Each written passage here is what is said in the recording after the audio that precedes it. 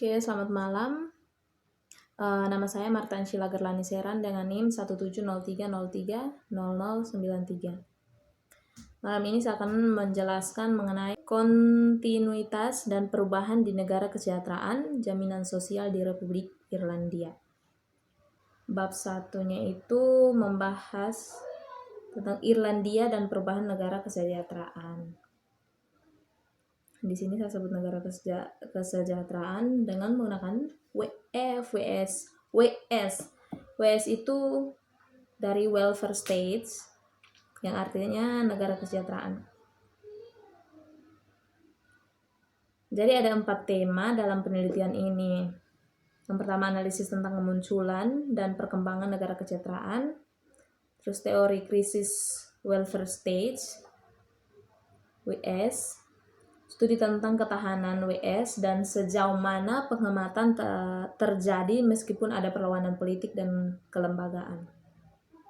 Studi ini memberikan kontribusi pada tema ketiga dan keempat dengan menganalisis perkembangan jaminan sosial di Republik Irlandia dari tahun 1981 hingga 2016. Jaminan sosial di sini mengacu pada tunjangan tunai yang dikelola oleh Departemen Pemerintahan Irlandia Perlindungan Sosial. Jadi tunjangan sosial itu dikelola oleh Departemen Pemerintahan Irlandia, Departemen Perlindungan Sosial. Penyebab perubahan WS merupakan subjek dari literatur penelitian yang luas dan kontroversial. Dan Irlandia menawarkan konteks yang menarik dan terabaikan untuk mempelajari dinamika perubahan. Yang pertama, kemunculan ekonomi Celtic Tiger pada tahun 1990-an dan pengangguran massal di tahun 1980-an. Ini mengundang berbagai pertanyaan tentang jaminan sosial, terutama Departemen Pemerintahan terkait berganti nama dalam beberapa kesempatan selama periode 1981 sampai 2016. Jadi selama tahun 1981 sampai 2016 itu mereka berganti nama kalau ada kesempatan. Jadi Celtic Tiger ini merupakan kemerosotan ekonomi yang ada di Republik Irlandia sekitaran 90-an ini, di tahun 90-an sampai tahun 2000-an. Itu mereka mengalami kemerosotan ekonomi yang sangat parah. Terus pengangguran massal, itu terjadi pengangguran yang sangat banyak di tahun 1980-an. Apakah krisis ekonomi pada tahun 1980-an memicu penghematan? Dan jika demikian, apakah penghematan tersebut dibatalkan pada tahun 1990-an yang makmur? Dan demikian pula ketika lintasan bust to boom, ekonomi Irlandia berbalik arah pada tahun 2008. Apakah hal ini menyebabkan penyesuaian pemotongan biaya atau pengangguran kualitatif sistematik dalam jaminan sosial? Politik juga kemungkinan telah berubah pada tingkat umum. Pengangguran politik dari isu kebijakan sosial meningkat. Lebih lanjut, sebuah partai politik baru, Progressive Democrat atau PDS, dibentuk pada tahun 1985 dengan agenda yang sangat liberal. Partai Liberal Eropa merupakan kata-kata salah satu pendirinya. Pendirinya itu Collins 2005. Partai baru ini mengambil sikap neoliberal dalam kebijakan sosial dan ekonomi. Jadi mereka membuat partai baru dengan nama Progressive Democrat atau PDS. Itu lebih liberal atau lebih bebas. Liberal itu kan bebas.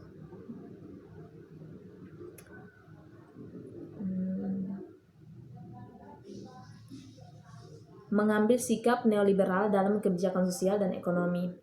Krisis keuangan dan ekonomi pada tahun 2008 memicu keruntuhan partai dominan Fianna Fáil dan keberhasilan beberapa kandidat kiri dan independen dalam pemilu 2011. Menariknya, Fianna Fáil secara substansial mengganti kekalahannya dalam pemilu 2016 dan memulai bentuk koalisi dengan partai dasar lainnya. Fine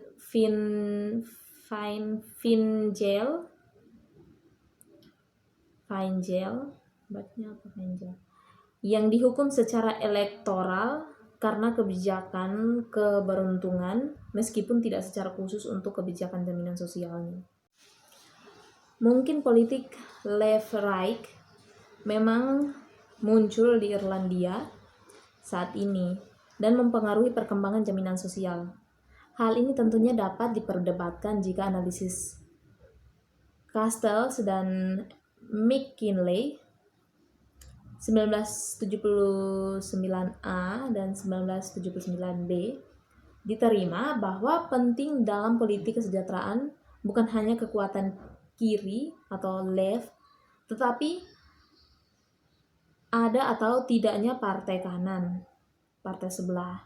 Dengan sebelah itu mereka saling berhubungan. Jadi kekuatannya itu bukan hanya kekuatan dari partai sebelah, tetapi juga ada partai sebelahnya juga, saling membutuhkan. Dampak pemilu dari kehancuran ekonomi Irlandia dan penghematan yang terkait menawarkan lahan subur untuk mengamati politik penghematan, politik yang dianggap berbeda oleh Pearson pada tahun 1996. Periode yang dimaksud dicirikan oleh variasi politik yang cukup besar dengan tidak kurang dari 6 kombinasi partai yang berbeda, mencakup spektrum politik berpartisipasi dalam pemerintahan. Wow. Globalisasi mungkin merupakan perubahan yang paling dramatis dari semuanya. Irlandia menjadi salah satu ekonomi paling global di negara maju selama era Celtic Tiger, yang disebut demikian. Jadi ekonomi yang marak di sana pada tahun itu disebut dengan Celtic Tiger yang tadi sudah disebutkan. Yang beberapa analisis pendapat bahwa globalisasi telah menantang welfare states dan menyebabkan penghematan. Namun dampak globalisasi semakin dipertanyakan. Signifikansi teoritis kasus Irlandia tidak boleh diremehkan. Jika globalisasi adalah kekuatan langsung itu pasti akan mempengaruhi jaminan sosial dalam ekonomi kecil, terbuka, sangat global, mengingat sifat welfare states yang dianggap liberal di Irlandia. Jadi di bab pertama ini ya lebih membahas masalah ekonomi yang ada di Irlandia pada masanya, yaitu tahun 1990-an sampai dengan 2000-an. Mereka mengalami perubahan ekonomi yang sangat besar, baik pengangguran, kemerosotan, banyak. Di bab 1 juga ia lebih banyak berbicara tentang perubahan-perubahan politik, partai politik, pemilu di tahun-tahun tersebut. Ada ide-ide pengaruh dari partai politik untuk jaminan sosialnya, pengaruh dari kemunculan ide-ide dari partai-partai yang mempengaruhi jaminan sosial masyarakat. Oke, kita lanjut di bab 2. Bab 2 itu membahas tentang memahami perubahan negara kesejahteraan. Nah, tujuan dari bab ini adalah untuk menempatkan perubahan dalam konteks teoritis dan secara khusus untuk menguraikan institusionalisme, pendekatan teoritis yang paling meyakinkan untuk perubahan welfare states. Negara kesejahteraan sebagai masalah. Pada pertengahan dan akhir 1970-an, kinerja ekonomi yang memburuk di banyak ekonomi kapitalis barat mengubah istilah perdebatan tentang welfare states oleh ilmuwan sosial dan publik. Pertama, beberapa kritikus welfare states mulai mengelaborasi pengertian tentang krisis dan kontradiksi. Kaum Marxis menunjuk pada masalah ekonomi sebagai bukti dari krisis fundamental. Kaum Marxis berarti Karl Marx punya kaum.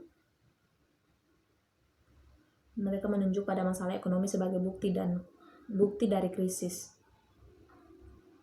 Jadi masalah ekonomi itu merupakan bukti nyata dari krisis ekonomi, krisis yang dihadapi oleh suatu negara, krisis yang fundamental. Analisis yang sangat berpengaruh dari O'Connor 1973 menekankan bahwa negara kapitalis harus memenuhi dua fungsi dasar tetapi kontradiktif, akumulasi dan legitimasi. Jadi dua fungsi dasar itu berlawanan, kontradiktif, dari yaitu akumulasi dan legitimasi. Ada pengumpulan dan juga ada pengesahan. Sebuah negara kapitalis yang secara terbuka menggunakan kekuatan kursifnya untuk membantu satu kelas mengakumulasi modal dengan mengorbankan yang lain kehilangan legitimasinya dan karenanya merusak kesetiaan dan dukungannya. O'Connor 1973 dikutip dalam Pearson 2016 halaman 148. Ya, jadi sifat kapitalis mengumpulkan modal tetapi juga mengorbankan yang lain dan kehilangan legitimasinya, kehilangan hak mungkin, dan merusak kesetiaan dukungannya. Itu kata O'Connor. Pengertian neo-Marxis tentang krisis dan kontradiksi memiliki kesamaan dengan kritik neoliberal.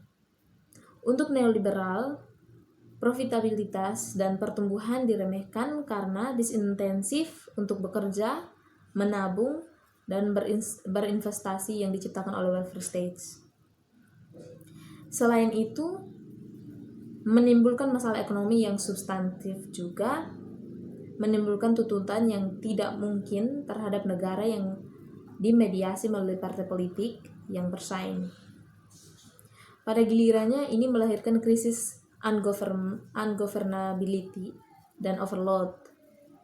Neoliberal terlalu mengidentifikasi konsekuensi khusus dari welfare states bagi kaum miskin dan kelas pekerja, munculnya kelas bawah yang tersisi, erosi struktur keluarga konvensional, dan munculnya insentif yang merugikan dan terus merugikan. Jadi masalah ekonomi substansi juga menimbulkan tuntutan yang tidak mungkin. Jadi masalah itu memiliki tuntutan terhadap negara yang dimediasi melalui partai politik yang bersaing. Beberapa sarjana seperti Ovi 1984 halaman 153 yang menerima adanya kontradiksi menegaskan bahwa kapitalisme tidak dapat ada dengan welfare states atau tanpanya. Kontradiksi antara akumulasi dan legitimasi, pertentangan antara keduanya itu adalah dilema yang memungkinkan keseimbangan yang cermat dari dua komponen. Bagi yang lain, kontradiksi sudah mulai merusak welfare states. Jadi kontradiksi itu merusak kesejahteraan negara kesejahteraan. Baik praktik dalam alasan negara kesejahteraan, itu dalam bahaya. Menurut Misra pada tahun 1984, halaman 13. Peneliti welfare states yang mempertimbangkan dan menolak analisis krisis mengakui bahwa welfare states memang memasuki fase baru. Studi pertumbuhan ke batas Flora 1987 menunjukkan bahwa pada tahun 1980-an welfare states telah matang setelah membangun sistem perlindungan sosial yang mencakup semua ini. Dia menyimpulkan bahwa membuat tingkat pertumbuhan di masa lalu tampak tidak penting. Itu pada tahun 1987, halaman 23. Terlepas dari kendala ekonomi yang dihadapi negara-negara kesejahteraan, Flora menawarkan analisis perakiraan tentang tantangan baru yang muncul seperti penuaan populasi dan perubahan pembangunan kerja berdasarkan jenis kelamin. Tren ini menantang kapitalis adaptif lembaga negara kesejahteraan. Flora 1987 28. Jadi bab kedua ini lebih menjelaskan menurut welfare states menurut beberapa para ahli dari Marxis, O'Connor, Ovi, negara kesejahteraan. Oke, itu saja penjelasan dari saya. Semoga dapat dipahami. Kalau masih kurang, mohon kritik dan saran yang membangun. Oke, terima kasih. Bye-bye.